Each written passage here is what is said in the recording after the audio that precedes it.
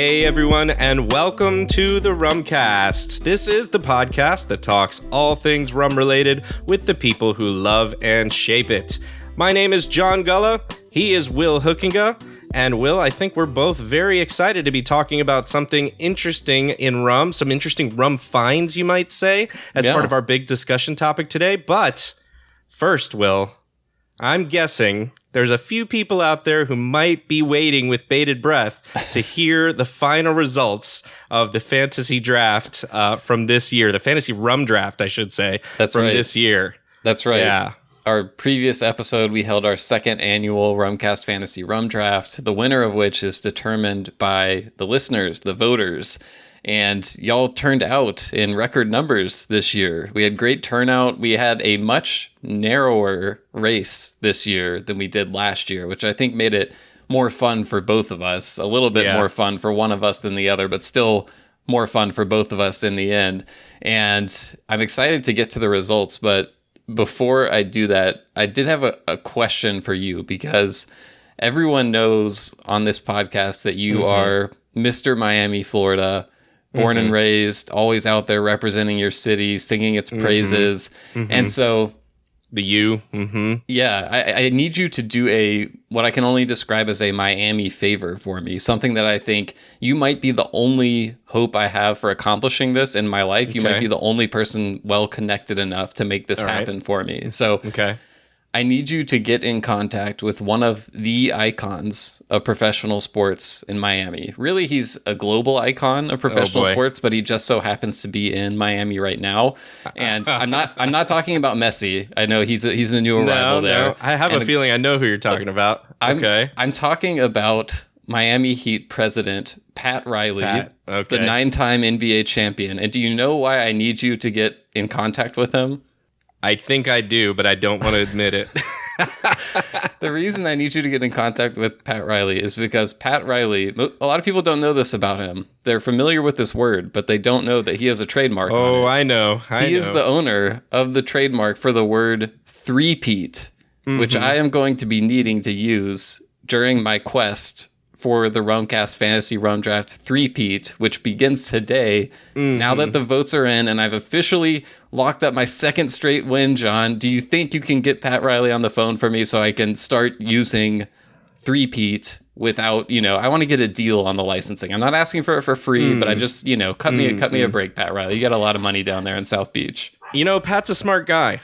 And as you know, and clearly it was a smart move to trademark or whatever the three-peat, and I'm sure he's making a lot of money off it even still today. But being a smart guy, Will, I'm not sure he's ready to hand that out to you just yet, knowing you've got a full other year that you would have to beat me. But I will concede. This. The voters voted. They voted, like you said, narrowly. What was the actual tally? Can we get that? We can get the tally. So, there's two ways to tally this. There's the head-to-head selections, who won the most head-to-head categories, who won the unaged rum category and all that sort of thing. But we also ask everyone right away just who created the best overall rum bar. And the final tally in that was me with 52.5% of the vote. So a big difference from last year when I won with 69.1% of the vote. This was very close. And especially as like the first round of votes were coming in, it really was going back and forth. You were in the lead, I was in the lead. It was that was cool to see. It was and things didn't really level out until the last other 100 or so votes came in. So it was a thrill ride for sure. And in the category breakdown, this one changed really right at the end, because I was only winning this 8-7, which would have been an improvement for you from last year. But I ended up sneaking in a narrow victory. The closest contested head-to-head battle of this entire competition. I think it might surprise people, but there was, I think like 3/4 of the time, this category was literally at 50-50, which was the lightly aged rum category, which was Mount Gay Eclipse versus Diplomatico Planas. Yeah. And Mount Gay ended up just edging out. Diplomatico had a lead for a while, then it was Mount Gay, then it was 50-50 and back and forth. And Mount Gay ended up edging out. So I took the categories 9 to 6 as well this year. Yeah. So, like you said, I'm not counting my three-peat eggs before they hatch, but I'm just, I'm planning to I need like the quest for three-peat t-shirts and stuff so everyone can join me on this journey going in this year to celebrate another underdog story next year. Well, no. First of all, we know now for sure. We can answer that question as well. Who is the real underdog here? And it was certainly me the entire time. Although I have to say kudos to you for kind of trying to get a few people to understand it in your way. But yes, you are the evil empire now. We get it. And I am going to be the rebels moving forward, trying to blow up that little moon you have. And we'll see if we can make that happen next year. But for this year, I'm a little perturbed. Miffed, even, you might say, in some of these results. Probably. Yeah, I mean, I felt like, I don't know, I looked at the bars when they were done, and again, I give you credit because there were certainly things and categories where you played very smartly, and I have to give you credit for playing smartly in certain ways, right? And some of those, even though I see the strategy, I almost feel like I disagree in some way with it, which is, we talked about one of them. One of them is the unaged category, right? So we have the unaged category. You had the rum bar overproof, and I had the Kapali white. And I picked the Kapali white well before you did the rum bar overproof. So again, strategically, I think you absolutely nailed it with that one in terms of being able to do that. But I also have this nagging feeling of like, but is that really true to what we were trying to achieve with that category? And yes, in a way, we had said, look, unaged means you can put whatever you want in there. So an overproof unaged could absolutely slot in the unaged. You're not breaking the rules, Will. You played the game the way the rules were set. I give you that. But I still have this little piece of me that's like, but John, are you questioning my integrity and my gamesmanship? Not Is at that all. What's going on here? No, I'm questioning the way that we set it up and how we maybe need to set it up moving forward. Is I want to see some unaged rums like a Kapali or others have a chance against one of the three rum bar or one of the three Jamaican overproofs. And what was your first pick, by the way? I don't remember, what was it? Rumfire. It was Rumfire. But that went in the overproof category where it's supposed to go. And so my point is, you're picking a bunch of rum bar overproof and Ray and Nephew overproof, and I guess I see the strategy again. I can't help but see where your strategy is successful. I had to pick Ray and Nephew to go in the overproof category, which I handily lost, by the way, to rum bar. And actually, if anyone's curious, because I knew that Ray and Nephew would lose, but I was kind of curious to see what the percentage breakdown was. And it hovered around 70-30 for basically the whole time and ended up leveling out at 71.3% preference for Rumfire. So there's just a little fun fact there. I was curious to see what the margin would be. And you're right. Look, it's just, if I'm really honestly doing my desert rum bar, do I need two overproofs like that? Probably not. I would rather have a more diverse bar, which is what I was trying to go for. But clearly the voters, they sided with you on that, Will. They sided with you in terms of how your rum bar was put together. I tried to go a little bit more diverse. The Planis was one of those. The Don Q Cognac, I really felt like the one that hurt my heart a little bit was the Don Q Cognac. What was, I don't remember what the split was on that, but it lost pretty handily. The split on that one actually was kind of a bummer to me too, because I wanted to draft the Don Q. The Hamilton Demerara Distillers Saval 7-year cask strength took the category with 60% of the vote. So 60-40. 60%. Not like horrible, but it's a decisive victory. Yeah, and it is a great rum. So again, you're picking good rums here, Will. I want to hate you, but I can't hate your picks for the most part. Again, the thing with having two overproof options, John, is that on my island, I'm resourceful. Clearly we're able to survive on these islands, so that means that we have a freshwater source, which means that if I want to make my rum bar more diverse, as you're claiming, as you're subtly implying mine is not, I can just add a little bit of water to that rum and get a nice 43% ABV Ray and Nephew or rum bar overproof version. I'm glad you mentioned that. because I actually did think about that as I was re-listening a little bit to the episode, hoping that I could pull out the victory, and didn't quite know the results yet. I felt like there was 2 moments where if I lost, I knew where I lost. Okay. I had a question for you, which was if you would do anything differently, which you could ask me as well, but I am curious. Please continue. Well, that might become apparent through this kind of diatribe that I'm about to go on to. The 2 moments, one was where you late in the draft went for the home ski Fiji at 249.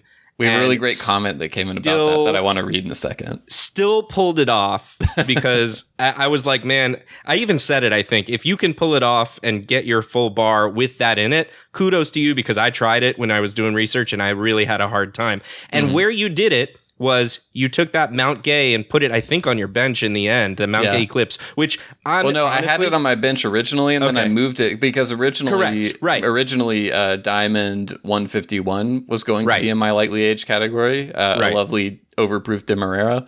But I ended up moving that to the bench because I was worried about getting judged harshly for having too many overproofs in my starting lineup. And also I did kind of, for the lightly aged, like I needed something that was a light style rum. I don't want to have to always constantly be proofing stuff down myself. So I ended up putting the Mount Gay Eclipse there. And my thinking was, this could be a nice go-to when I need a simple daiquiri or something like that. Cause it's just a little bit of age on there. But it's a lighter, clean flavor, that kind of stuff. It doesn't have the bombast that I might want sometimes, but not all the time. So that's why I ended up slotting that in there. And because I won't lie, I knew, Mount Gay has some brand recognition and some brand loyalty, so why not throw that in there? And that's kind of where I was going. I was like, okay, well, I see how that was a good pick. I think I picked Appleton 8 late also, and we were both going after kind of the same thing. But I honestly didn't really feel like Mount Gay Eclipse could have held up to, what was it, the Diplomatico Planus? To the Diplomatico Planus. I get that the name recognition thing there and a lot of our listeners and what they actually use a lot would lend itself to Mount Gay. It's a very personal rum to a lot of people. It's one a lot of people have been drinking for years and years, I get that. But to your point about brand recognition kind of being maybe a little overweighted, maybe a little, it is a little overweighted. But the other piece, which you just mentioned again, so I wanted to call you out on it as a good thing, is when you retorted, I said something about, you're going to go with another overproof, right? Yeah. Because to your point about being heavy on overproofs, and your comment was something like, well, John, I can always proof it down. And I was like, I am fucked there. So you can't. Because what did I say to that? You can add water to rums, but you can't take it out. Yes, that's maybe what you said. And I was like, oh, crap. I've got all the campaign zingers in this, John. That was a pretty good one, I have to say. I had no retort for that, and I was kind of like, yeah. I mean, now that I thought about it for a week, now I'm like, now I have some comebacks, but like, it's too late now. I don't even want to say them now. That would just be embarrassing. But at the time, I did not have one, so yeah.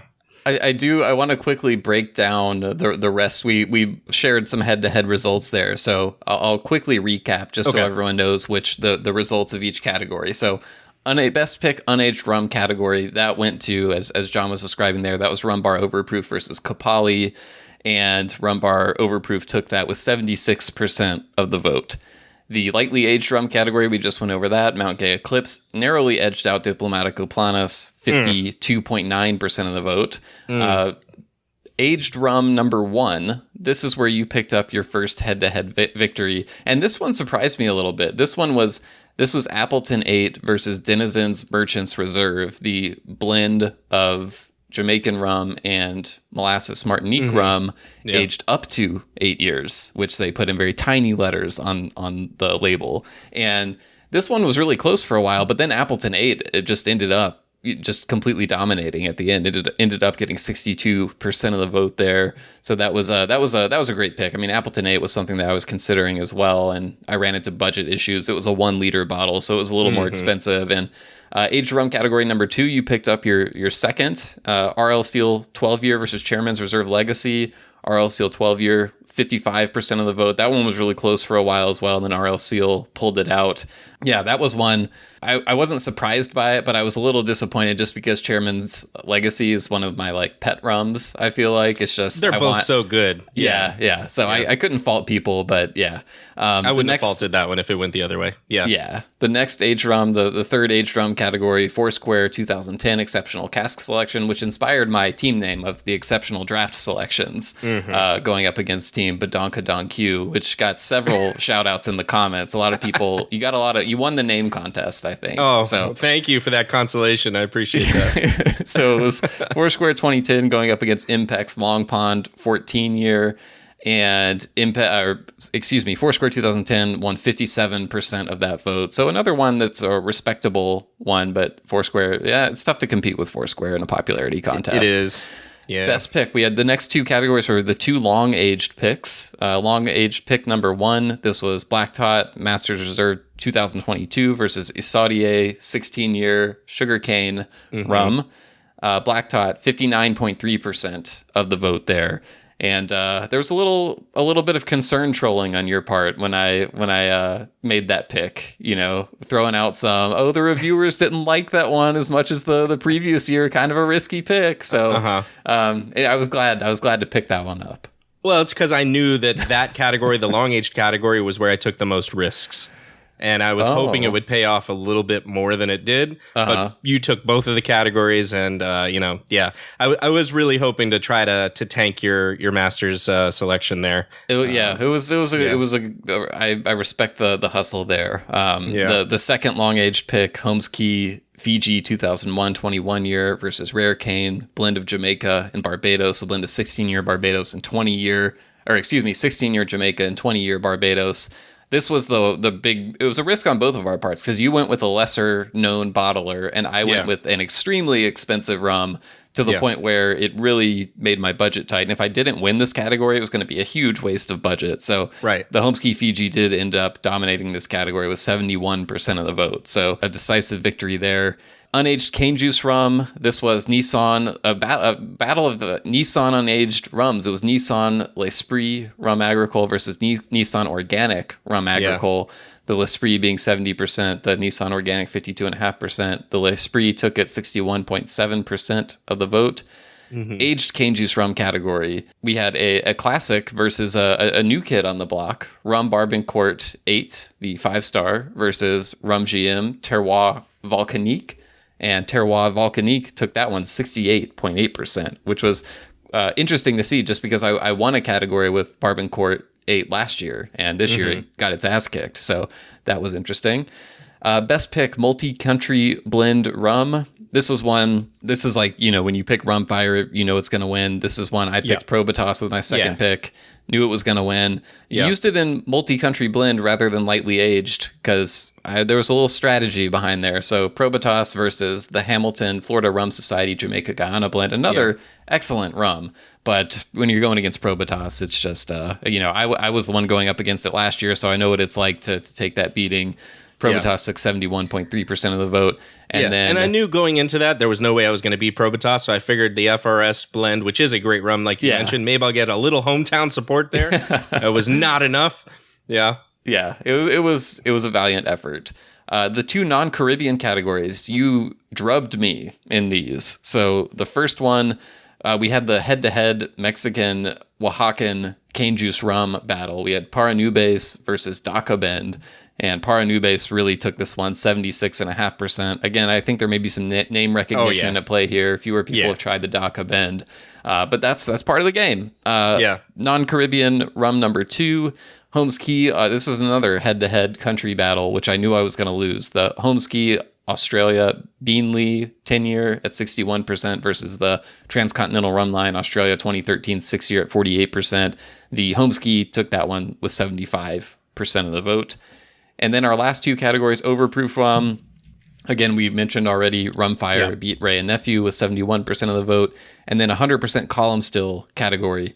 The Hamilton, DDL, Saval still beat Don Q, Cognac Cask with 60% of the vote. Oh, and there's one more category. 100% pot still rum. Right. Dr. Bird, Jamaican rum versus Saint Benevolence Clarin 2018. Saint Michel.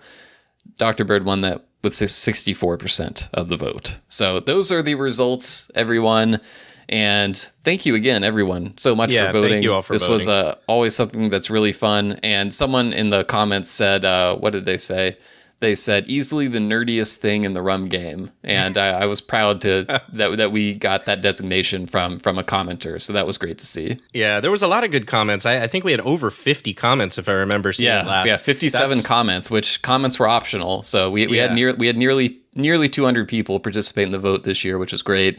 Yeah. And I did want to read one comment here, which I just thought was a masterfully constructed comment. They said, this year there was a clear winner for me, and that is Team Will. His strategy worked on John so well he never saw it coming. Will highly praised all of John's picks being his best cheerleader, leaving John the false hope he was ahead. Then out of nowhere, Will does the unthinkable, unbelievable, and completely lowered the hammer on John to choose the $249 Holmes Key Fiji 21 year. Game over. Winner Team Will. The faux underdog strategy won. Poor John never had a chance. Wow. But this commenter did give the competition as a whole. He gave it a John Gulla fantastic. So there you go. Well, I can cherry pick comments too, Will, if you want to do that. Jeez. Yeah, no, I mean, look, you did have a really good strategy. I get where the commenter is coming from. I thought my strategy was good. And I will say this. I take a little bit, an inkling, if you will, of pride, Will, in saying that it feels to me like people who were looking for a more diverse bar were mentioning my bar more often. Oh, so okay. I saw Richard do that. I saw Lance from the Lone Caner mention that, and a few others as well, saying overall in terms of diversity of a bar they would look for on that they felt like it was coming my way. But of course, those are only the people that commented. There may be more people like the one you just read who felt differently. So it was just overall, it's fun. It's a great exercise. We're gonna make some changes next year. We'll talk about it. We've got a year to figure this out. But I'd be trying to change the rules too if I was down 0-2. No, I do. And we made some modifications this year. Every year we learn a little bit more about how to make it more fun, right, and more interesting. And so I do think we will make some adjustments because there are some ways that it could be better. So. I found the ways to gain little edges this year. We'll change the rules. I'll find all new, ways to gain an edge. I'm like Nick Saban out here. Just they changed the rules on me, and I just find a whole new way to turn them in my favor. But with all that said, John, we should probably get into our actual topic for this episode. Which what are we calling these? The original idea was something to the effect of like adventures from the bottom shelf, where we were going to go to stores in our area and choose rums under $20 that would normally not be something we buy, and just see if they could surprise us in any way. So I incorporated some blind tasting into mine. I think you did too. And it was just, kind of a fun exercise of let's go out and buy some inexpensive rums, some of which we may believe are things that we would never like, but let's just see if we can find anything fun and interesting. And I think we did. This is a really fun exercise, and I'm hoping more people will do it. I agree. I think it's almost something like exploring the rum blind spot in a way. Like, because we talk about how when you go to a store, you look for certain things and you automatically kind of ignore certain ones as well. And it was trying to focus in a little bit more on those things that we usually might ignore and maybe finding some, diamonds in the rough type of thing. So I ended up calling mine, I think, red flag rums or something like that, because I kept looking at things and finding the red flags in them. So it's something in there. We'll figure it out. But it was a cool exercise, and I'm excited for people to hear. Well, with that in mind, we each picked 3 different rums. We went out and bought them, and we didn't know what each other picked. So we went into it. We sampled them all privately, tried them out in some cocktails, tried them neat, and all of that good stuff. So we'll go ahead and take a short break and then get right into the episode.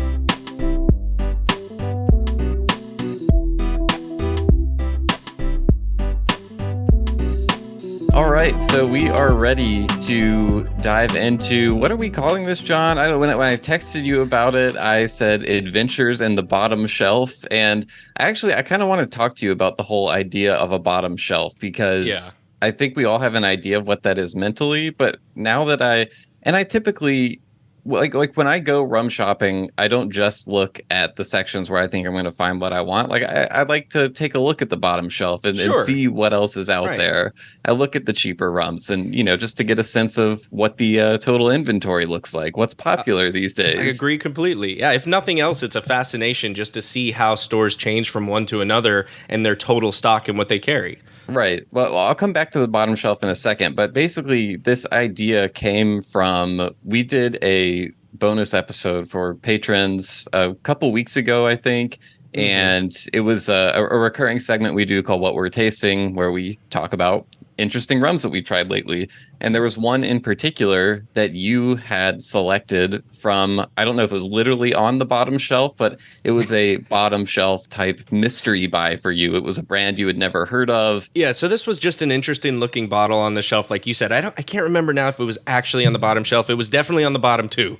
We'll put it that way. So it was the lower half. And it was, an unassuming bottle called Tres Esquinas, and it's a product of Colombia. It looks like a white rum or an unaged rum. At this point, I couldn't tell.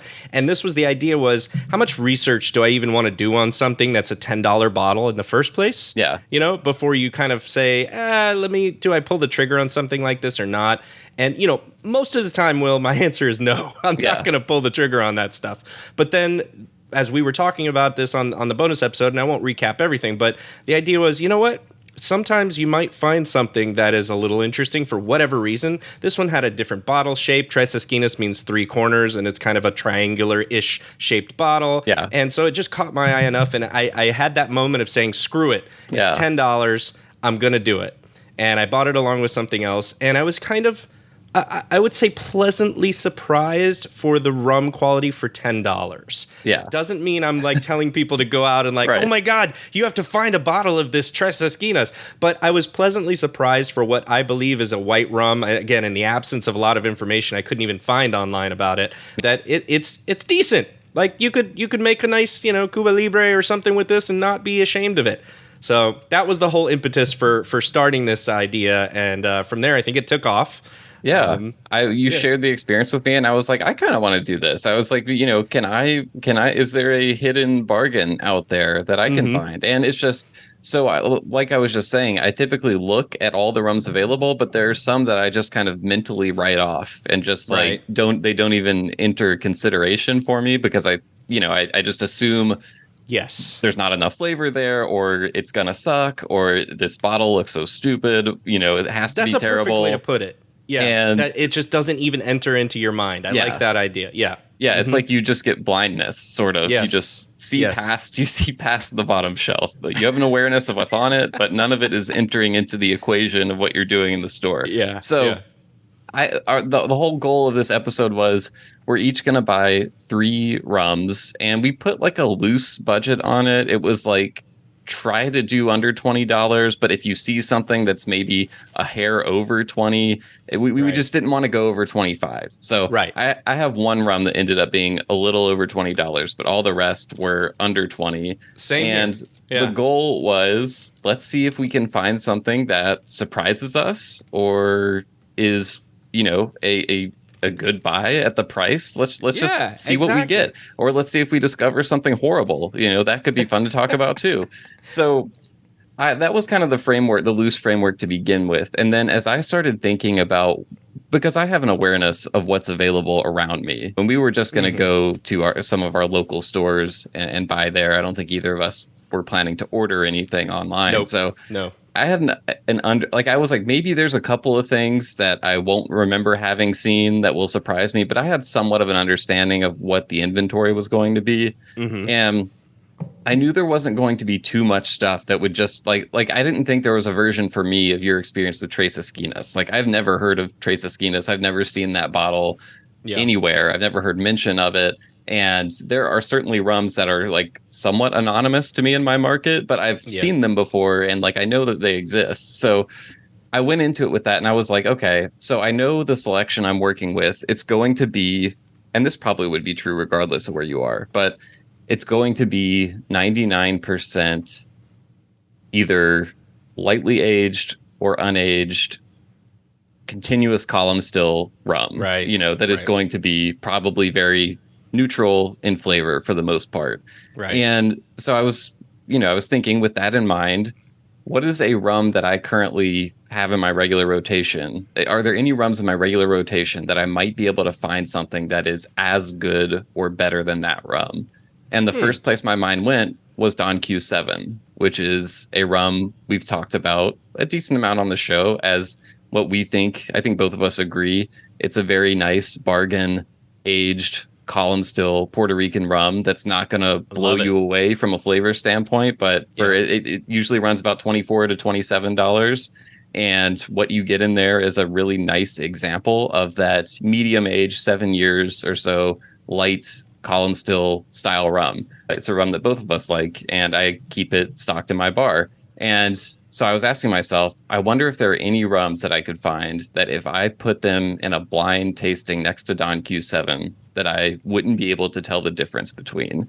So I went in wanting to find two candidates for that. And then I also wanted to get a rum that was just has nothing to do with that, is just something that I think is probably going to be terrible, but maybe it will surprise me. So that was kind of the framework I went into with this, which may be a little bit different from you, because I know your inventory that you have down there is a little bit different from mine. Yeah. One of the things about living here in a big city like Miami is you can throw a rock and hit a liquor store in pretty much any direction. I assume, Will, it's somewhat similar for you where you're at. Yeah, I mean, we have a lot of liquor stores in Nashville too. I mean, I ended up going to 4 liquor stores for this exercise. Okay. By the way, All I don't right. know how many you went to. Just 2. Okay. It only took me 2. But there are more than that in the area, and I've visited them here and there, but by and large, as we talked about, they're typically not the stores that we're going to find interesting things in for rum. Miami is a big rum community, but a lot of it is geared towards the hemispheric kind of rums, not only Caribbean, but South American. And some of that stuff is really unknown and or isn't always, I will say, I'm trying to be cautious about how I say it, isn't always what I'm looking for in a rum. Right? It's often sweetened, often lower proof, those kind of things. Well, often just for mixing period, not even for sipping in some cases. Yeah. So that's why, for me, I usually don't even frequent these stores. But I also, to your point, knew that there's a lot of this inventory there that I just passed up and never even considered. So my approach was a little different. Knowing all this stuff was there, I went in with the approach of saying, I'm going to look at it more critically. Okay. And I'm going to see on these shelves, what do I see that maybe either might be interesting, like after all, or for whatever reason, I had a couple that I would call red flag rums. Okay. That like visually there was a red flag, or something on the label or something that gave me red flag vibes of this. Okay. Oh, I know what you mean now. Yeah. Yeah. One of my picks had a strong red flag vibe to me. So, yeah. Exactly. And I would obviously steer clear of these red flag rums on a usual basis. But for this exercise, I felt like, you know what? There's a value in trying some of this just to see what it is. Sometimes it's just misleading labels. Yeah. Sometimes it's actually terrible stuff. And, that was the kind of the approach that I wanted to take in and just see what I could find. I was on a mission to explore uncharted territory. I love it. Yeah. And one thing you said there that I think is important, really entered my mind as I got into thinking about this exercise more. You mentioned that a lot of those stores, it's rums that are going to be designed for mixing. Right. And honestly, like when I was describing the inventory that I knew would be there, I was telling myself every rum that's going to be in this price range that's in kind of the wheelhouse of this exercise is most likely going to be a rum that was designed purely for simple mixing. So I don't know how harshly I should judge any of these rums just tasting them. I mean, it's not that I would completely have no judgment on drinking these neat, because I tasted them all neat multiple times, but it's more so looking like for obvious flaws in them in a neat drinking experience, because I knew they're designed for mixing. I did mix with all of them, and felt it was important to judge them in that context as well. And that'll become more apparent when I start talking about what these rums are. So I just had to, it was kind of like, if any of these are good for neat drinking, because to me, that's where, and again, I was kind of centering this around the concept of Don Q7. And to me, Don Q7 is right on that line of like, it's not my first choice for sipping, but it's a completely acceptable sipping experience. Like there's some stuff there to grab onto. It also works well in cocktails. I think it's probably a little better served as a cocktail rum than a sipping rum, but I can sip it and not complain about it. So it was kind of like, if any of these rums end up getting to that level, that's just icing on the cake to me. So that's kind of how I looked at it. Yeah, and I actually really like the way you viewed that. I hadn't thought of doing that, but I did think of what you thought of like, well, what am I going to find at this price point? Yeah. And so I really tried hard to go against that and see, were there rums, even though, again, they may have red flags, that maybe you are being billed as sipping some way rum. So one of my 3 ended up being that. Okay. Because there was just not a lot of it, to your point. And then the other 2 are kind of mixing rums, but I also went for things that were, to me, either marketed to be possibly quality enough to be sipped. Mm-hmm. Like it didn't say perfect for mixing, something like that. Or that were just, spoiler alert, one of them is higher than 40%. One of mine is too. Okay, I knew it was going to be hard to find rums in this price range that were higher than 40% in this market here. But I found one, and I'm excited to talk about that one as well. Do you want to unveil your first rum first? Yeah. All right. So my first one here, and I'm going to show the bottle here to Will as I'm talking about it. It's a wine bottle, a kind of an unassuming bottle here. And it's called Ron Bahia Mar. Wow, I have never seen this rum. It's got a little simple white label with a ship on it with the sails pulled high, kind of with a flag that I'm not really sure what flag that is. I don't know if you recognize that. I don't recognize that flag. No. Yeah, I'll have to look it up. And I did research this a little bit, but I didn't. Oh, this is a key point. I didn't really research a lot of these while I was in store. I wanted to go off my instincts a little bit. I did do a little bit where I felt like, I need a tiny bit more information for whatever reason, but I really didn't dig into them, if that makes sense. So I did research this one a little bit more. I'll first let me talk a little bit about it, and then I'll tell you the back story for it. So 0 color on this baby. I presumed this is a white rum that is aged and filtered as opposed to unaged. Okay. But that's a heavy presumption on my part. But this is like water, 0 color on it. It says on it, it's a white rum, quality premium rum. And right on the front, produced and bottled by Craft Imports USA, Newport Richey, Florida, 40%. So I went with a Florida rum. And I was like, interesting. Not only is it, I see what your look is right now. You're saying the same thing I was saying to myself. Well, wait, Craft Imports USA is bringing this in, but it's also a Florida rum? Yeah, that's kind of one of the dicey things with some of these rums is figuring out where they were distilled. And there are 2 picks where I know for sure where they were distilled of mine. There's one where I really have no idea. And yeah, that language, there's so many terms that it's like if it doesn't say distilled in, then I immediately start to get, the spidey sense starts tingling, like produced at. It's kind of like, well, how do you define produced? Is that the word that was on there? Produced?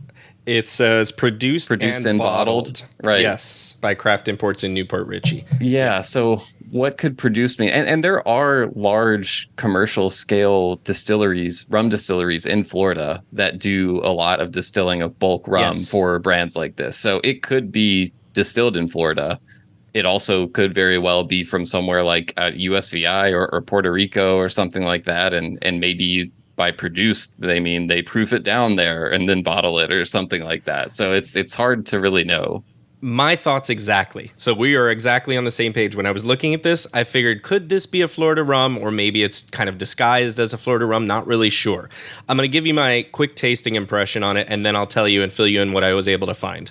So it's, for a 40% ABV rum, it's got a little bit of a nose on it, but nothing you would really want to got a little bit of a nose on it, yeah. It's kind of that cotton candy confection nose that you get from a lot, especially I get from a lot of Florida rums. Yeah, there's a cotton candy type of note on it, and that's really the only note you get. Yeah. So it's not much there other than that. On the flavor of this, it's a bit harsh even at 40, which is interesting. Not terrible, but not distinguishable from anything else that like these continuous column type distilled white rums that are on the market.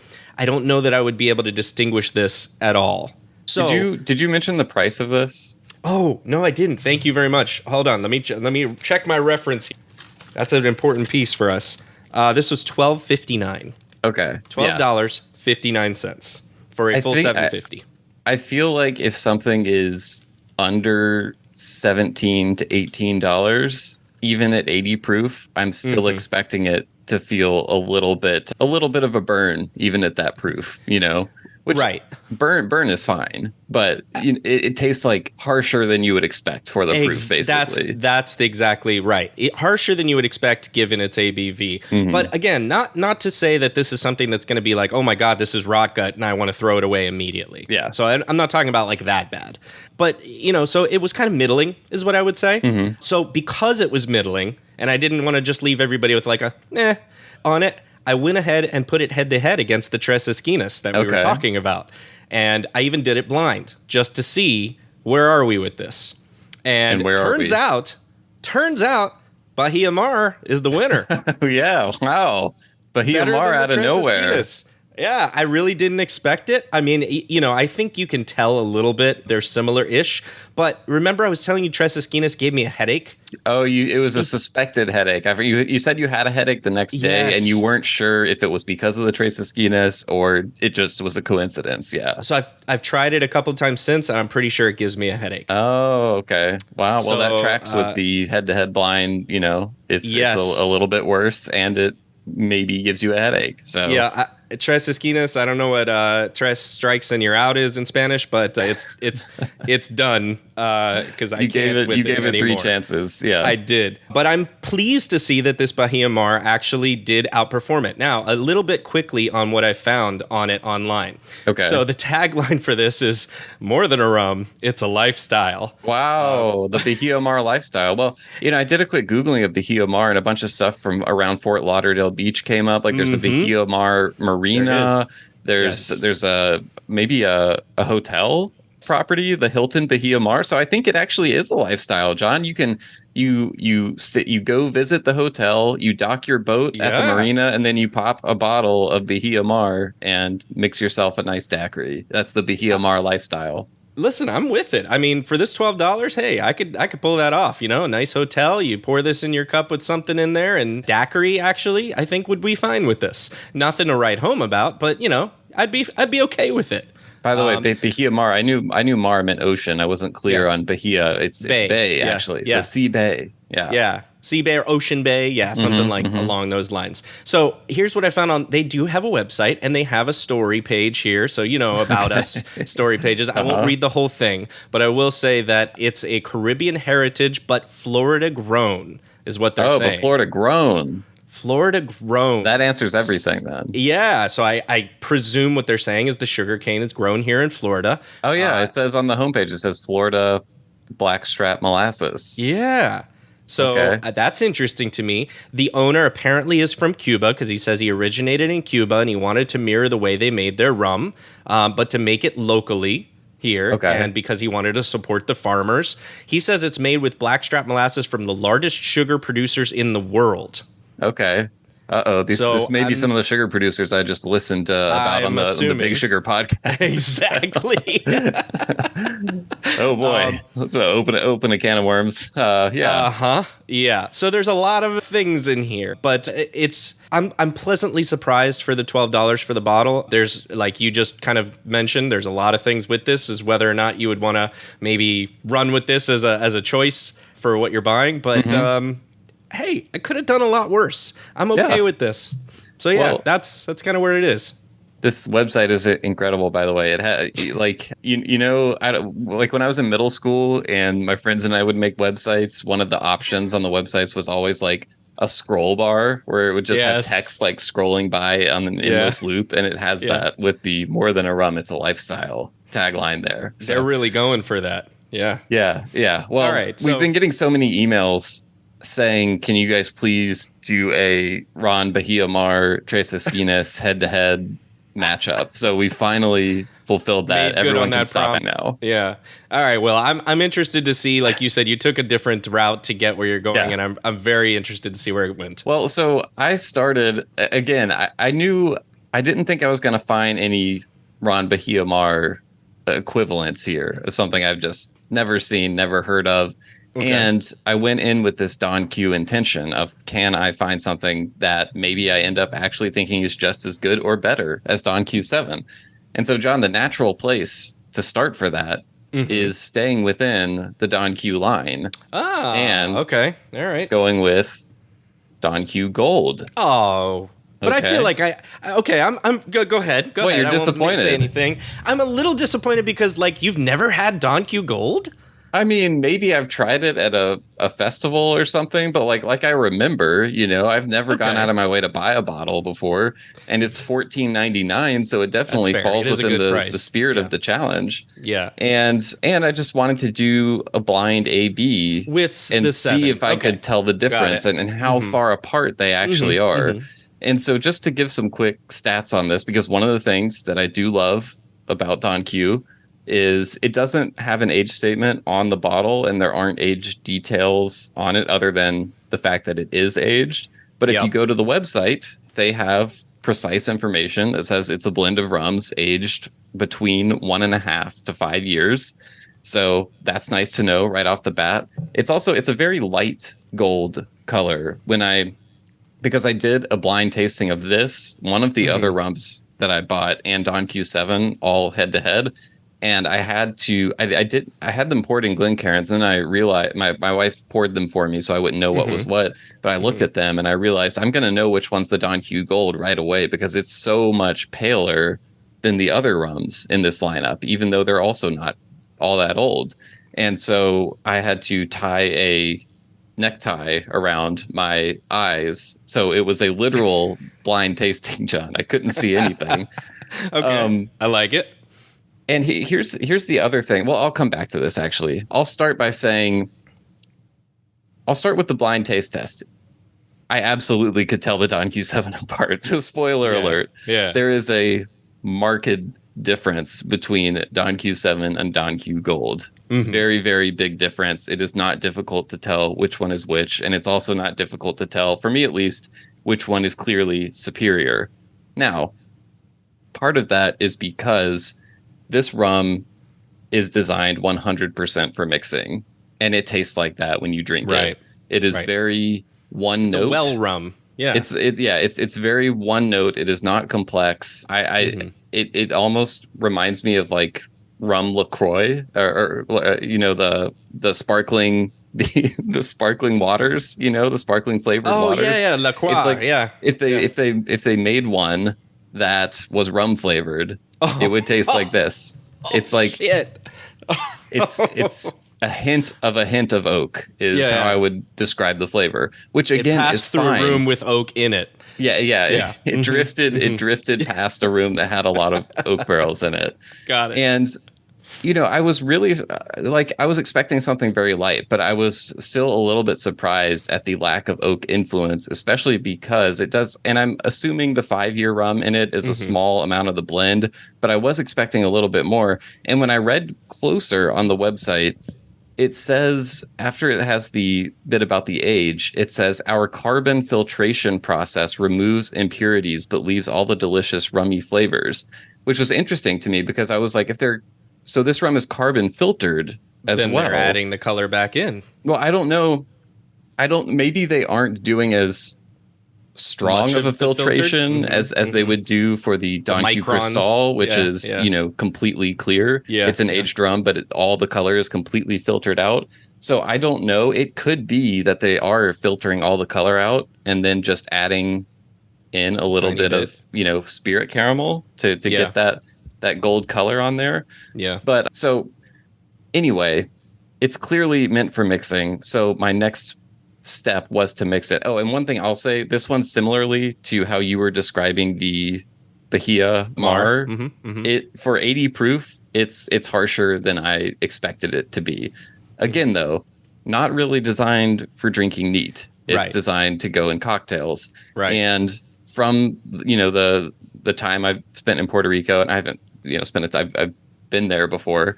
But I got to know a little bit about sort of Puerto Rican drinking culture, and my understanding is that by far the most popular way to drink rum on the island is to do a very simple mixer. So not even like something as complicated as a daiquiri. It would literally just be like rum and fruit juice mixed together. Okay.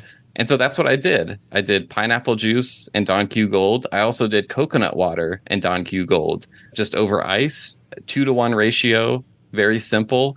And you know what? When I imagine myself on a hot day somewhere near the beach, sipping on one of these very simple cocktails, especially coconut water and Don Q Gold, it's really nice. And again, it's not like the same as having a Ray and Ting or a Probitas daiquiri. Like, you're not getting as much rum flavor. You're mostly tasting the mixer with just a little bit of a hint of something, vague rumminess in the background.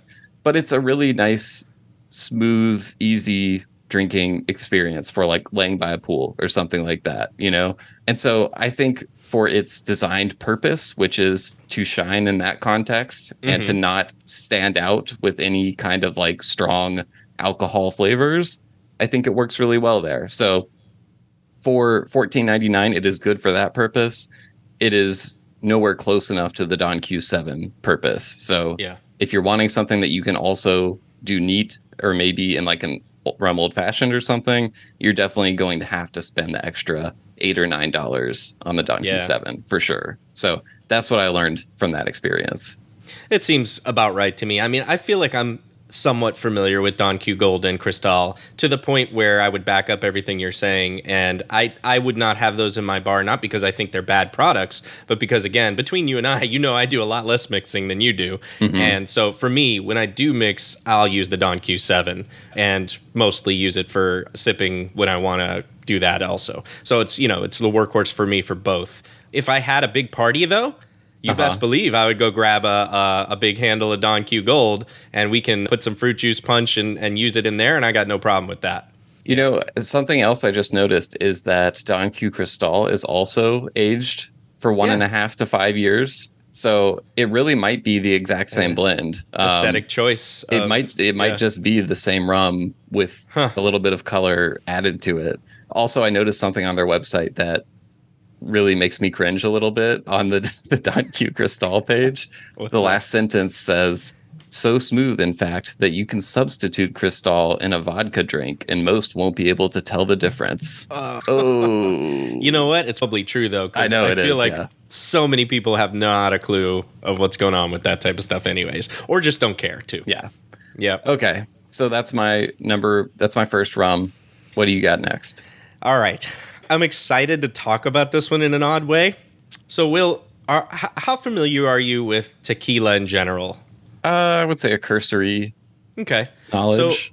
So, that's what I kind of felt. Are you familiar with the brand El Tesoro? It rings a bell, but I can't picture the bottle in my mind's eye or anything. So I know El Tesoro tequila, and I think they're well respected. And again, as a non-agave spirits person myself, that's my take, is my understanding is they're kind of among the well-respected tequilas. It's your perception. It's your outsider's perception. Right. Yeah. So what about an El Tesoro rum? Oh, okay. Yeah, I mean, if you have a positive perception of them for tequila, why couldn't they do a good rum? Yeah. Well, it turns out that I think there's probably a copyright thing going to come from this, because I don't think they're at all related. There's no affiliation. But this is called El Tesoro rum. Okay. And you're going to notice, I'm going to show you here as I'm describing the bottle, and you're going to notice exactly what drew me to it to begin with. So this is El Tesoro. It's kind of in a squattish bottle with a chunky cap. Yeah, it looks kind of wood. Yeah, similar to like an Admiral Rodney design almost. Yeah, it says 10 años on it, so 10 years. Right.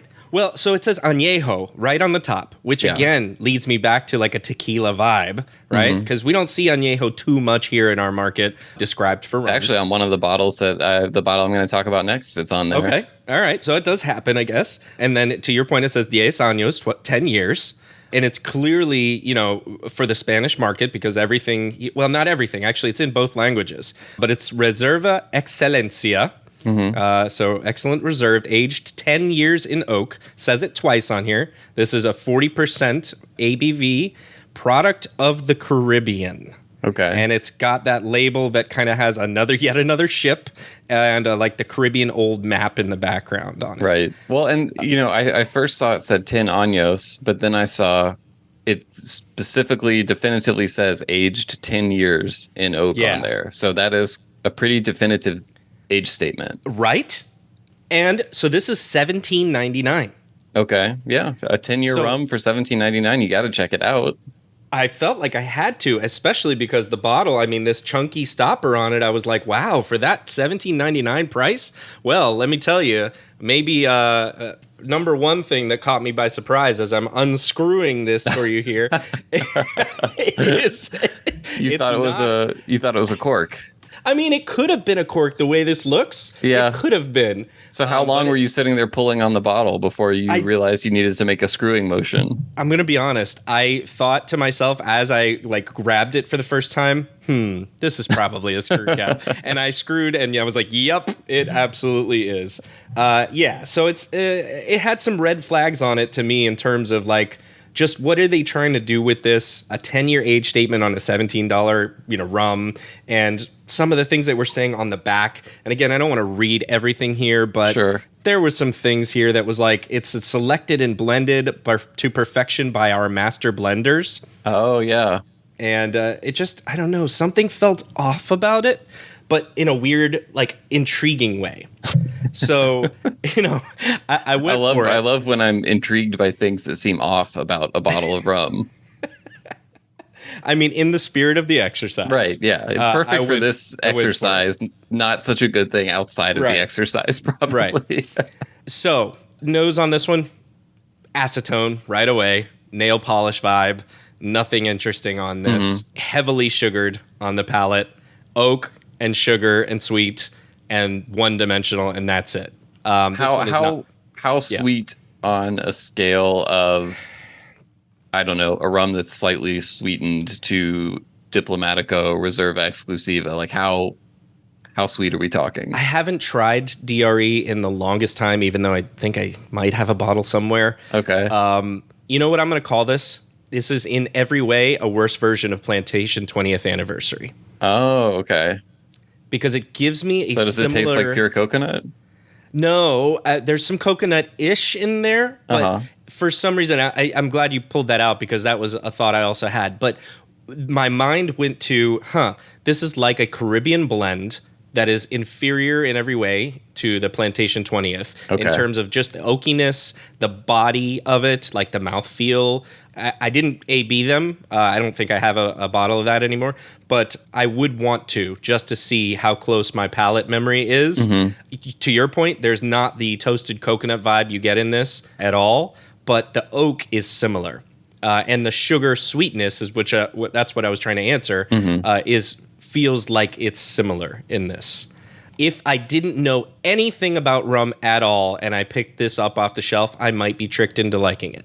Okay. I like that I don't like that, but I think that's a good description of it. So it's sweet and not good to you at this point of where you are in your rum journey. But if you were earlier along, it would be sweet, but it's not like it has disgusting flavors or anything to it. Not disgusting at all. The quintessential quote unquote smooth would apply with a lot of people with this, right? Gotcha. But you get oak and a little bit of, the rum, a little, and that's it. I really doubt the full 10 years are here. Interesting. I really doubt the age statement. There's no way that I could figure it out, obviously, but... that's a lot of years for a $17.99 rum. Yeah. I really feel like this is one of those that might be pulling the, 23 number type of thing, and it's really not that. But they very clearly stated, to your point. Even though there is a definitive age statement on the front of the bottle, If they're willing to go up against El Tesoro Tequila with the name of this and don't give a shit, they're probably willing to break the age statement. Yeah. So not a lot of trust that is being built here. But, Will, I want to say this. I'm mostly sipping, but I did try this in a mixed drink because I heard you text me you were going to do that. And I was like, you know what? I at least have to do this for one drink. Okay. So I did it. I did it for this one. I tried it in a rum Manhattan. Okay. I see the so I had an expression of doubt on my face. Yes. Yeah. Well, so here's why. Because at the same store, I was lucky to find a bottle of Punta Mes. Oh, okay. And we talked a little bit about Is that hard to find where you are? It is. I've never seen it before. So Punta Mes, it was in a drink that I tried in New York when I was there a few months back, and I've always been looking for it. I finally found it. It's a sweet vermouth. It's a sweet vermouth, but it's like tempered with a bitters, like an Aperol or something. I don't know. I was reading it last night and looking it up, and I tasted it, and it certainly has a bitter finish on it compared to some of the other sweet vermouth products, which I freaking love. Yeah. To me, I've told you how like I have a trouble with vermouth, and I have trouble with like Aperol and other Campari. Somehow that combination in this bottle works for me. And so I was like, man, this is great. I'm going to try a rum Manhattan. And, I have this bottle out. I'll go for it. I'll see what happens, right? What's the worst that can happen here? I lose a little bit of my Punta Mes. So I put this together. I made it as directed, and it was not good. I wish I could say something. A lot of buildup to arrive at that conclusion. The rum was completely lost in this. Completely. The Punta Mes took over, which, it's not terrible, but that's not what you're looking for in a nice drink for a Manhattan. So I tried to save it. What did you do? Did you add some bitters? Did you add more rum? Well, I did add bitters. So I kind of almost turned it into... I guess rum Manhattan has, bitters anyway, but, there's you could add different ones or more. Right. Yeah. Well, so in the same drink, and I guess I'll tell you what I put in. I put in Peychaud's bitters, Angostura orange bitters, 1 ounce of Punta Mes, and 2 ounces of this aged 40% rum. Okay. And, maybe everybody can tell me I did that wrong, but that's kind of where I wanted to start with it. It was not good. And I felt like the rum was lost, like really, it wasn't overly sweet, which I expected. It wasn't overly sweet. Maybe the bitters that's in the Punta Mes kind of worked its magic there. But you couldn't taste any rum in it. So I wanted to add more rum. So I did. I took out a tablespoon, not a bar spoon, but a tablespoon. And I poured a tablespoon of my third pick, which I'm about to talk about in a little bit, into it. And the only thing I'll tell you is blend. Then you're getting really fancy. Yes. Well, I had those bottles right out in front of me, so why go into the bar? Okay. And it's all I'll say is it's 100 proof unaged rum. Okay. And so I dropped that in there right on the top of it and gave it a stir. Guess what? it saved fucking it? fixed it. Wow. Look, I'm not like a mixologist here, but this was way better than before I put that in there. Way better. I drank the rest of it. Well, I feel like we need to go out of order now because I need to know what that tablespoon of rum was. So how did you save it? What was it? I'm guessing you said it's 100 proof. You said it's unaged, and yes. I'm guessing that maybe it is. Is it a Jamaican rum or something that you found? I'm just guessing it's something with a little more flavor to it, that could add the right boost. You're totally getting there with it, yes. And I'm excited to talk about this one because this was my favorite of the three. Okay, awesome. However, when I looked at this, I looked at it as the broad category of cane spirits. Okay, all right. So do you know where I'm going with it? Taking some liberties? Are you going to Brazil with this? Close. It's an aguardiente. Ah, okay. Oh, fun, yeah. Yeah, so it's a aguardiente from Mexico that I had never seen, but I was intrigued that it was one of the only rums above 40%. But look, you see the aguardiente distilled from sugarcane, and in big, huge font here, it's called, quote, Ulgua. L apostrophe G-U-A. And I can assume that means El Aguardiente, but just contracted. Ulgua. Firewater, product of Mexico, and 50% ABV. And that's it. But even more interesting, Will, is the back of this, and I will read this part. It says, while this product is unknown by many, it has been consumed and known for hundreds of years by people who felt that they wanted something special. It has also been in use by certain religious groups, in which, as part of their weekly ritual, they offer a drink of aguardiente to their favorite saints in order to reciprocate their blessings. All right. So a long and storied history for this brand. Yeah. Well, I don't know if it's the brand or they're just saying the aguardiente itself and they're just representing of that tradition. Okay. But the Ilgua really got me I was like, oh, I gotta try this. All right. So spoiler alert. This is freaking good. This is good. What is it? I mean, is it cane juice? It's cane juice, I think. But based on the palate of what I'm getting, this feels to me like a cane juice unaged 100 proof good rum or aguardiente. And for $12, I was kind of blown away. That is very surprising. I was like, holy crap, this is good. Like to the point, Will, where, you know what? I can sip this and I'm fine with it. It's got, I mean, look, this isn't knocking out any of like the Martiniques or any other unaged Mexican that we talk about Paranubis and others. Not at all saying that. Yeah. But for $12, this is a good product. And I was incredibly surprised of the quality of being able to be sipping this and enjoying the flavor of it. There's really not much to speak of on a nose. And, again, this is not intended for sipping, really, I don't think. But you can get something out of this. And, again, when I added it into this drink, it did what it needed to do, a la like a rum fire type of thing, and worked. And so I was just like over the moon with this one in terms of like, wow, this is a good product that you just I would never have thought twice about it. Does anything taste sweetened about it? No, zero. Okay.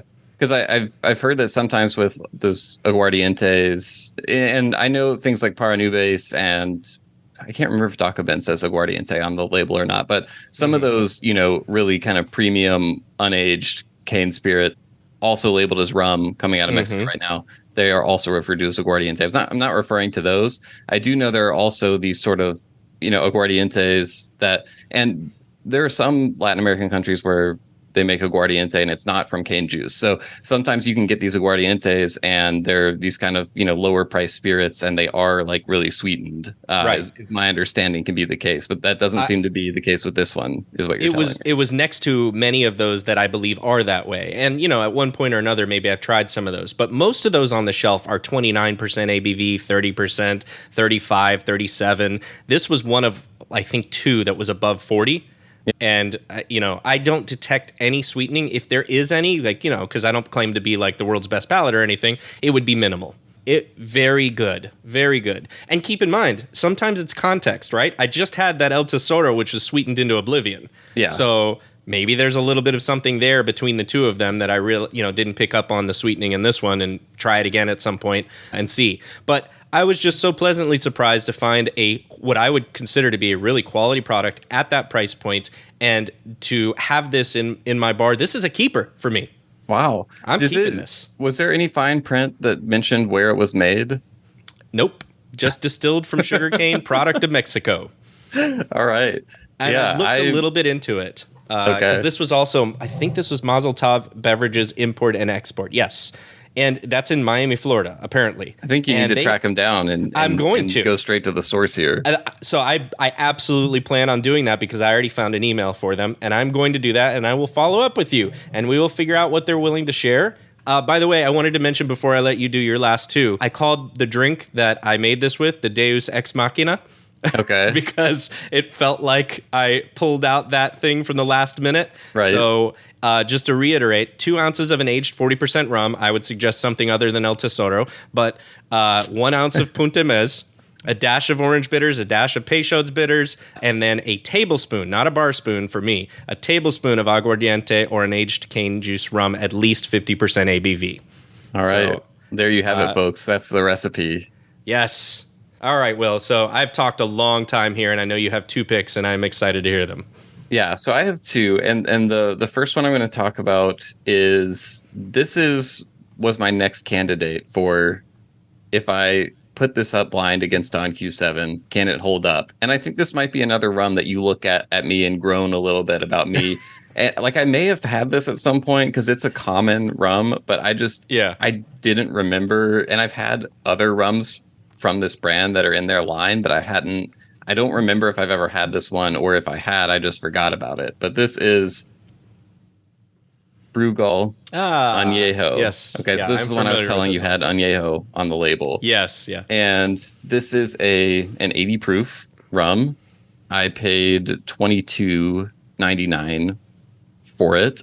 Feels on the expensive side. Yeah, I do think there are some places where you could probably get this for like $19.99, maybe a little bit under $20. And a little bit harder to track down, details in terms of aging on this product. That there's not a definitive statement that I could find on their website. There are a bunch of reviews and various sources around the internet that say it's a blend of 2 to 5 years. Some people say 3 to 5 years, but there's no official age statement as far as I can tell. So I would just guess that this is a blend of rums 5 years or under. It is considerably dark. It's clearly darker than the Don Q Gold, but it's also darker than the Don Q7 as well. Yeah. And so I went into it.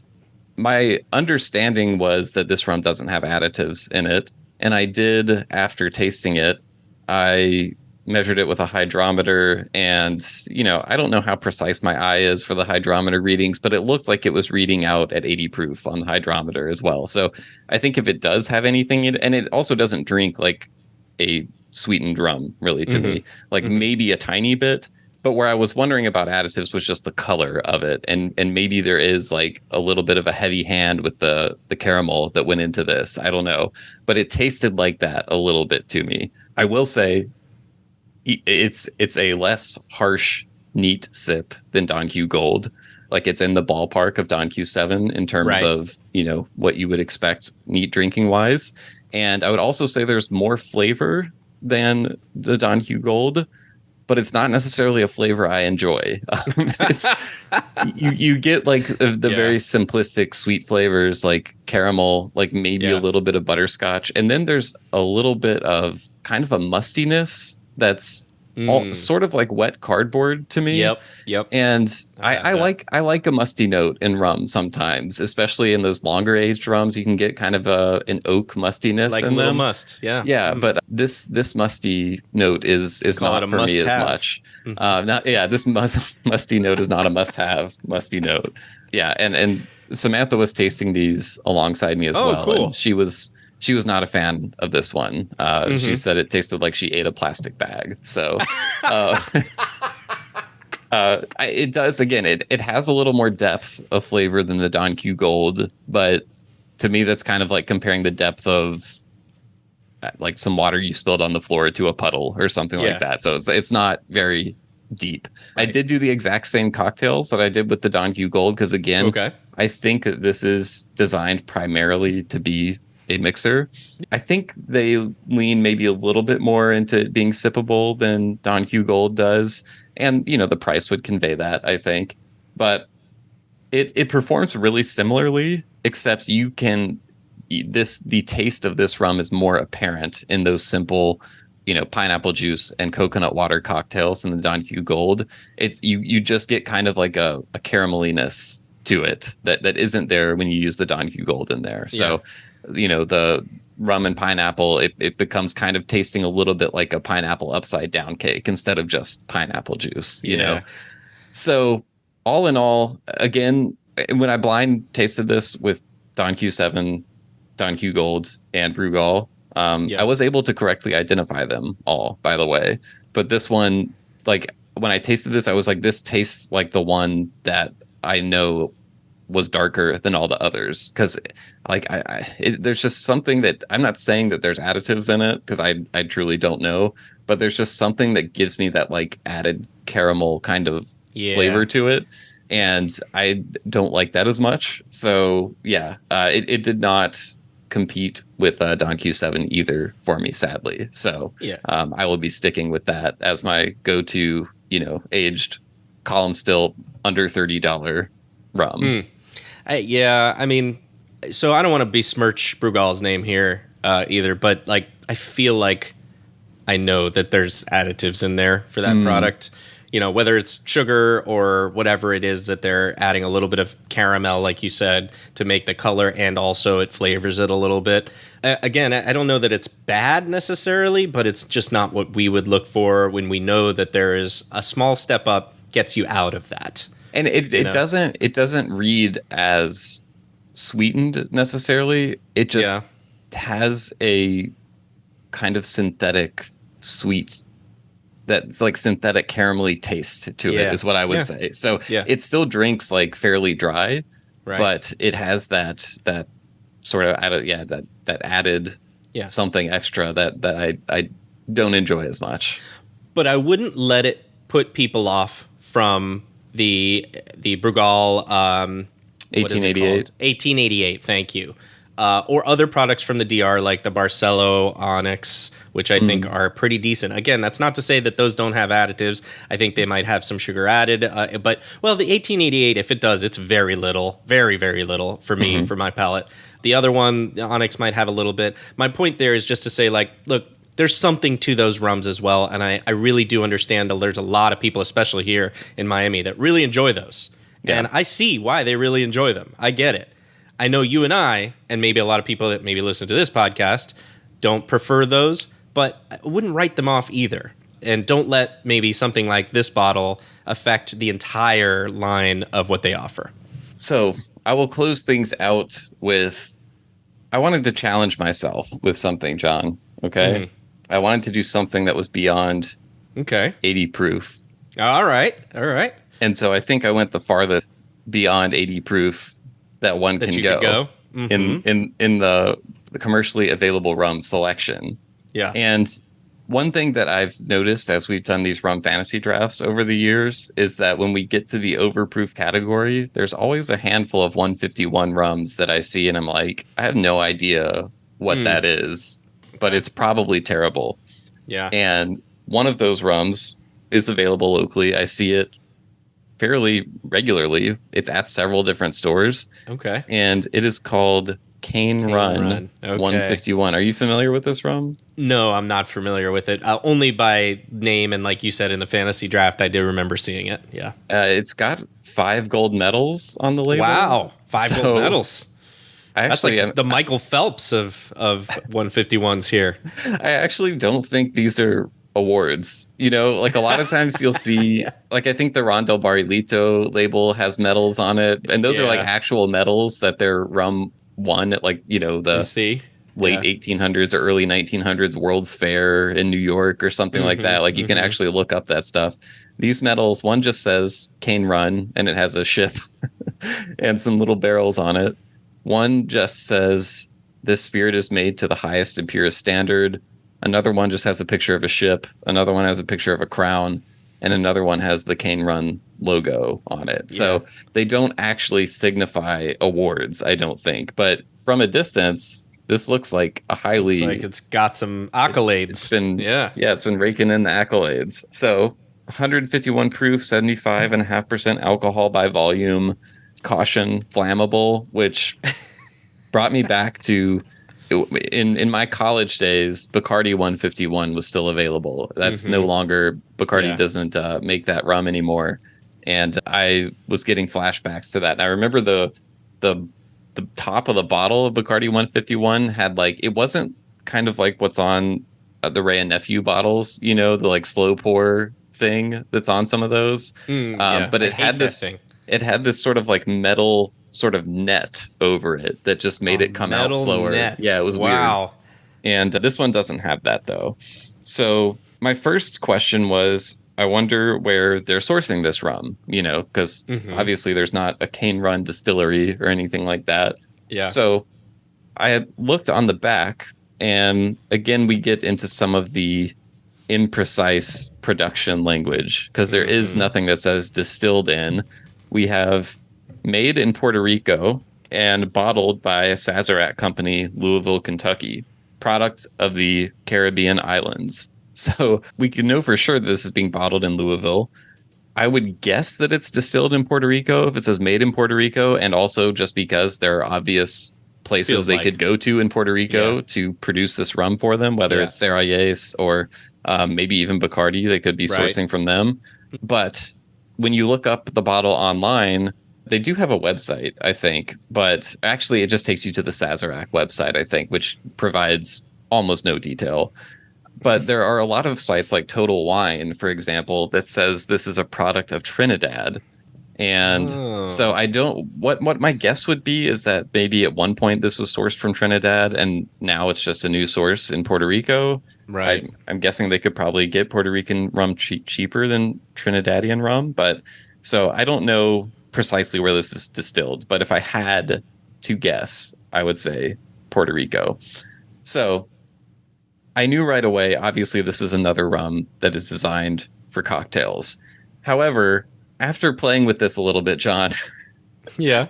I don't know what type of cocktail this is supposed to go in. And the only conclusion I can arrive at is that it's either just supposed to go with Coke or supposed to go in like, you know, one of those punches that might be at like a house party in college where they've just dumped like every fruit juice and like Hawaiian punch and then just like a bunch of, you know, like Everclear and stuff like that in it. I feel like you could probably use this in that. But I did, of course, try this neat as well. And obviously it's a 151 rum. There's going to be a lot of ethanol and a lot of burn. But something else, a clear note stood out, and that is an intense note of vanilla, like pure vanilla, even through all the ethanol, really jumps out on the nose and even on the palate. Maybe that's natural vanilla. I don't really know. Who can say? But what I will say is this rum, it doesn't leave what I would describe as a finish. It leaves an aftertaste. And I've learned that there's a difference between those things, Sean. A finish is something that sounds nice, right? An aftertaste, usually I can't think of describing something as having a pleasant aftertaste all that much. Every now and then maybe, but usually when people talk about an aftertaste, it's not so good. And the aftertaste of this, it kind of reminds me, I hate diet beverages. Yes, I'm with you. Because of the alternative sweeteners that are often used in those, whether it's aspartame or I can't stevia or whatever, like all the new ones are that are being used now. But all of those sweeteners always leave a very unpleasant aftertaste in my mouth.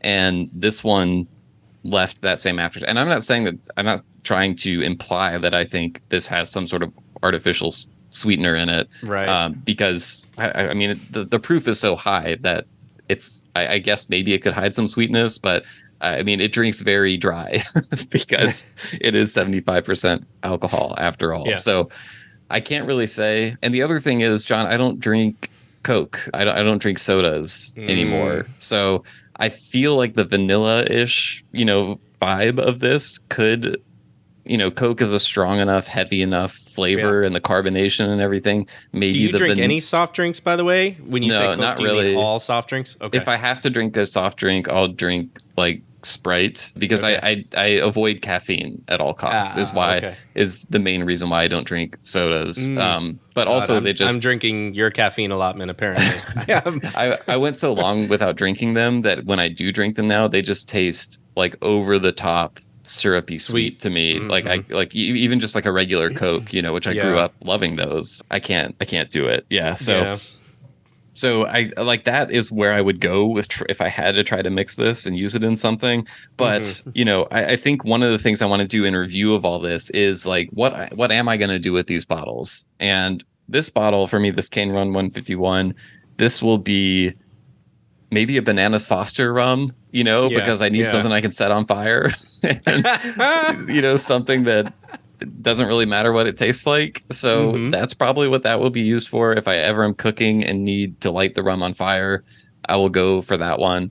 The Don Q Gold, it'll just be, for really simple cocktails. Also, especially for people who don't really enjoy the taste of spirits. That is what I would use as a mixing rum for them. And the Brugal, one thing I might do with this, I've never tried fat washing anything, John. Yeah. And I feel like maybe this could be something to add, so impart some flavor to. I'm not really going to be heartbroken if I lose it or ruin it. Exactly. So it's going to be my, experimental cocktail lab rum. Is how that's the destiny for these three rums. So what about yours? Yeah, so the aguardiente, the el gua, that's going to stick around. Okay. As I mentioned, I have a place for that for now. Now, what I want to try to do is put that against some of our other cane juice from Mexico spirits that I have in my bar, and just kind of play around and see, is it worthwhile, or is it just that I was so surprised at the cheap cost that, you know, at the time it seemed awesome, but maybe in comparison I can get rid of it. But for now, it's going to stay around because I do like it. El Tesoro, on the other hand, El Tesoro means treasure, by the way. El Tesoro, yeah. I think I might bury it because maybe I'll bury that treasure for somebody else to find. It's definitely not sticking around. I don't know. Maybe I have a neighbor across the street. He's kind of like Mikey. He likes anything. You know, so maybe I'll hand that to him as a nice gift. Oh, you're treating your neighbors really well, John. They're giving them the rum that you were going to bury in the ground. I've told them this before with others that I'm like, look, this is not for me. And he's like, don't worry, I'll take it. No problem. So like he wants it. So I might give that to him. The Ron Bahia Mar, you know, pleasantly surprised enough that, like you said, I think what I want to do is improve my cocktail game a little bit. Okay. I don't anticipate I'm going to be any good at it, but at least I can, you know, maybe level up a little. And in order to do that, you really have to go for it and start making some drinks and not worry about the rum that you're using as much, and at least have a sufficient enough quality of a rum to know when you're really off or, you know, anything like that. Once I feel like I've narrowed in on something, maybe then I can try to step up the rum and see how that holds up. So it's kind of like a, you know, I don't know, an experimental rum, like you said, that I can do some things with a white rum, figure some things out, try to put in different ingredients just to see what happens with them, and go through the bottle pretty quickly. I don't anticipate I'll be buying another, but I also don't want to throw too much shade at it. You know, I think I can see for $12, people can really enjoy this. So, yeah, I think. And I will say, I don't think any of these rums were so offensive to me that I would just completely crush them. I mean, you know, the problem with this 151 is all of the cocktails that I actually use a 151 in, they're designed for you to taste the 151 in the cocktail, you know, like a 151 swizzle. Most of them are, I think all of them are calling for Demerara 151, which has a very enjoyable flavor. And a distinct flavor for me. A distinct flavor, you know, and this one is just pure vanilla, basically. Yeah, I don't know what to do with it. But, you know, all in all, this was a fun experience, and it helped. You know, I was trying to decode this little Don Q7 puzzle, and I didn't find a replacement for it, which is okay because I still enjoy Don Q7 and I'll enjoy continuing to buy it. But I am curious to hear from people whether this inspires you to go on your own quote unquote bottom shelf journey. And actually, we should get back to that. I never mentioned. I was looking at the bottom shelves, John, and I found like $30 rums and stuff on some of the bottom shelves. Yeah. So I don't even know if bottom shelf as a metaphor for cheap, low quality even really works. I mean, people know what it means, but it definitely has a pejorative context. But there are things on the bottom shelf that are not, you know, in that traditional bottom shelf zone. So, and then at the same time, you have some stuff at eye level that's like, you know, $11 Bacardi or whatever. So I don't know if bottom shelf is the right label for this, but if you want to go looking for rums you would typically not buy that are on the cheaper end, and let us know if you find any hidden gems or if you have any fun, hilarious experiences. We would love to hear about them. So, or if you found this to be beneficial for you, hearing us talk about it, and maybe you find some of those on your bottom shelf, and now you don't have to buy them, or you can buy them because you want to share the same experience. So, let us know if this is something that you like. You know, we will. I think we can be effusive on the rums that we do love, and I think sometimes maybe we don't talk as much about rums that are not within our purview. So I feel like this balances us a little bit and gives us a little bit broader of a context. So I was, you know, happy we got a chance to do it. Like you said, it was fun, and I'm hoping people did also enjoy it. Yeah. Well, let us know what you think. Let us know what inexpensive rums that you would not usually check out, but that you have a surprising encounter with. Let us know about it. Send us an email, host@rumcast.com. That's HOST@rumcast.com. Or you can find us on social media. John, where will they find us there? Find us at The Rumcast at Instagram, Facebook, or Twitter X, whatever we want to call it nowadays. It still doesn't feel right calling it X. I just have to say Twitter, you know. Yeah. Can I call it X Twitter? I guess that works, Twitter. actually. Yeah, that Twitter. works probably. Yeah, and let us know. Leave a comment. Give us a DM there. You can do that. Tell us how much of an idiot I am for even trying to attempt to buy a 10-year rum at $17. And,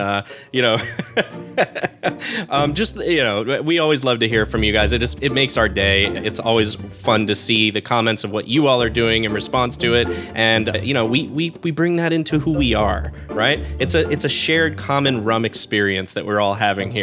That's right. So keep the format alive, and let's keep this thing running. And if you have any lingering fantasy draft takes, you can also include those as well. I know we announced the results earlier on this episode, so eager to hear everyone's reactions to that. But John, until next time, I'll talk to you then. See you then.